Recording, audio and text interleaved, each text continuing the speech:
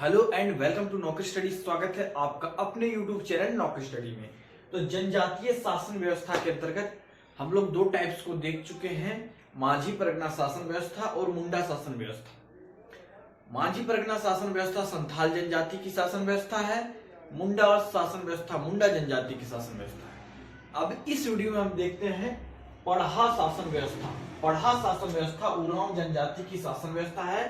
यह द्विस्तरीय शासन व्यवस्था है। यह दो स्तर पर होती है।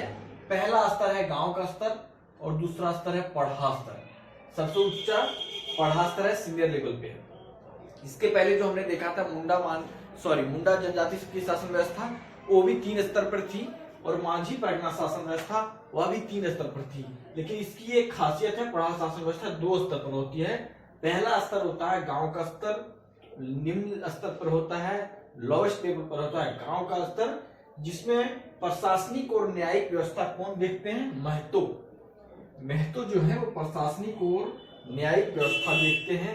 जैसे किसी प्रकार का लड़ाई झगड़ा हो या फिर गांव का कोई महत्वपूर्ण मुद्दा हो जो प्रशासन एडमिनिस्ट्रेशन से रिलेटेड हो, तो महतो देखते हैं। महतो के सहायक होते हैं मांझी और गुड़ाई। इसमें मांझी तो जनरल असिस्टेंट होते हैं, सहायक का कार्य करते हैं, लेकिन गुड़ायत जो है वो मैसेंजर, संदेश वाहक का कार्य करते हैं।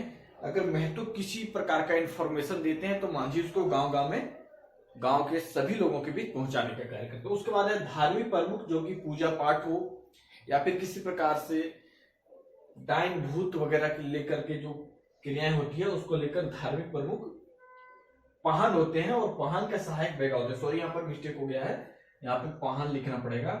धार्मिक प्रमुख पाहन होते हैं और पाहन के सहायक ही बैगा होते हैं। सलाहकार आने की एडवाइजरी कमेटी, सलाहकार में वृद्धजन आते हैं, जो गांव के बूढ़े बुजुर्ग हैं, जिनको अनुभव ज्यादा है, वो सलाहकार का काम करते हैं। इस प्रकार से 5 से 22 गांवों पे पढ़ा का स्तर होता है। पढ़ा के जो प्रमुख होते हैं उनको पढ़ा राजा कहते हैं। जिस किसी मामले को गांव स्तर पर निपटाया नहीं जा सकता है उनको पढ़ा स्तर पर ले जाया जाता है, और पढ़ा का निर्णय अंतिम होता है, बाध्य होता है। यहाँ इसका निर्णय को मानना सभी को जरूरी है, जैसे सुप्रीम कोर्ट होता है वैसा।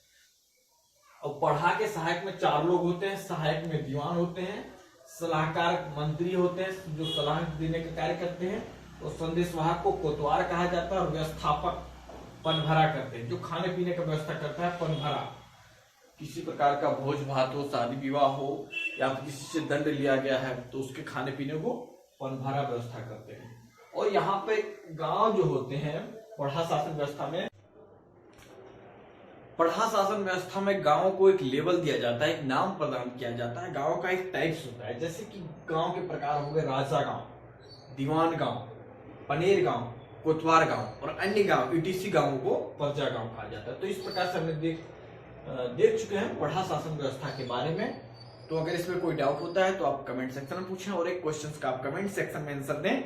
उरांव जनजाति के सर्वोच्च देवता को क्या कहा जाता है? और ये जो हम पढ़ा रहे हैं जेएसएससी, जेपीएससी, झारखंड पुलिस, सभी एग्जाम के लिए काफी इंपॉर्टेंट है। तो अगर आपने चैनल को सब्सक्राइब नहीं किया तो सब्सक्राइब कर बेल आइकन को प्रेस करें, वीडियो को लाइक और फ्रेंड्स के साथ शेयर करें। Thanks for watching this video.